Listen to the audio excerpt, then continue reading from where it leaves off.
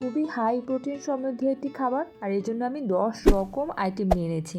আর এই আইটেমটা করে আপনি সারা বছর সংরক্ষণ করে বিভিন্ন রকম রেসিপি তৈরি করতে পারবেন। আর এটা খুবই প্রোটিন সমৃদ্ধ, খুবই ভিটামিন সমৃদ্ধ একটি খাবার। তো এখানে আমি যব, চাল ভাজা, ডাল, বুটের ডাল, চিনি গুঁড়া চাল, সাবুদানা, ভুট্টা, গম, বাদাম, মুসুর ডাল, 3 রকম ডাল ব্যবহার করা হয়েছে। সাথে আছে বাদাম, সাবুদানাটা, ভুট্টাটা, সব আইটেম আমি ভেজে নিয়েছি। এখানে আতপ চাল আছে, আর নর্মাল যে ভাতের চাল সেটাও আছে। আর ফ্লেভারের জন্য হালকা এলাচ আর দারচিনি দিয়ে দিয়েছি। সবগুলো আইটেম খুব ভালো করে ভেজে এটা আমি নিয়ে নিয়েছি। আর জব আর ভুট্টা ভাজলে দুটো একরকম দেখায়, এটা কিন্তু 2টা আইটেম, একটা জব আর একটা ভুট্টা। তো সবগুলো মিক্স করে এটা আমি এখন ব্লেন্ড করে নেব। আর এই গুঁড়াটা আপনি সারা বছর সংরক্ষণ করে রাখতে পারবেন, কোনো সমস্যা হয় না। এটা দিয়ে আপনি যে কোনো মিষ্টি আইটেম, হালিম, যে কোনো ভাজাভুজি আইটেম করতে পারবেন।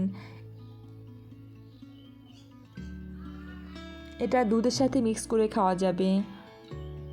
খুবই হেলদি একটি খাবার, বাচ্চা থেকে বড়রা সবাই অনেক শক্তি পাবে এখান থেকে। এটা একবারে করে রাখলে আপনার কাজে সুবিধা হয়, আর আপনি যখন ইচ্ছা এটা করে খেয়ে নিতে পারবেন। বেশ অনেকগুলো করে রেখেছি আমরা, আর সেটাই ভাবলাম আপনাদের সাথেও একটু শেয়ার করি।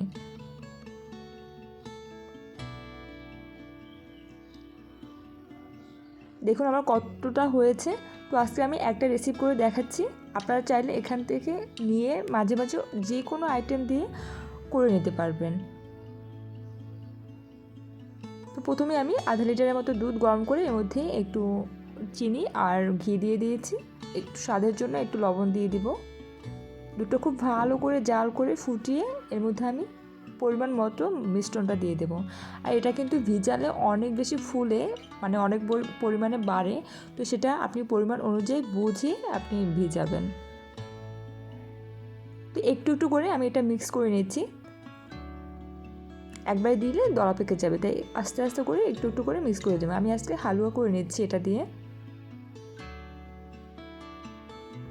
এত সুন্দর একটা স্মেল আসতেছিল আর খুবই ভালো লাগতেছিল, এটা খেতে এত বেশি টেস্টি হয়েছিল। আপনি এটা দিয়ে চাইলে হালিমও করতে পারবেন। এটা আপনি দুধের সাথে গুলিয়ে আপনার বাচ্চাকে দিতে পারবেন। সকালে চাইলে সন্ধ্যায় যে কোনো সময় আপনি এটা দিয়ে চট করে যে কোনো একটা রেসিপি করে নিতে পারবেন। আর এত বেশি পুষ্টি, এত বেশি হেলদি রেসিপিটায়। তো আমি তো বেশ অনেকটা করে রেখেছি বাসায়, মাঝে মাঝে এটা করে খাওয়া হবে। আপনিও চাইলে বাসায় এভাবে করে রাখতে পারেন, আপনার বাচ্চাকে দিতে পারেন। দেখুন আমার এটা হয়ে গেছে, আমি আর বেশি ভাজা ভাজা করবো না। একটু কিশমিশ আর একটু বাদাম ছড়িয়ে এটা রুটি দিয়ে বা এমনি এমনিও খেয়ে নেওয়া যাবে। একদম পেট ভরার মতো একটা রেসিপি, আর খুবই টেস্টি হয়। আপনি চাইলে এই একটা উপকরণ দিয়ে আপনি অনেক ঝাল আইটেমও করতে পারবেন, মিষ্টি আইটেমও করে নিতে পারবেন। এটা দিয়ে হালিম রান্না এত বেশি মজা হয়, সামনেই তো রোজা, আপনি এটা করে বাসায় সংরক্ষণ করতে পারেন। Thanks for watching.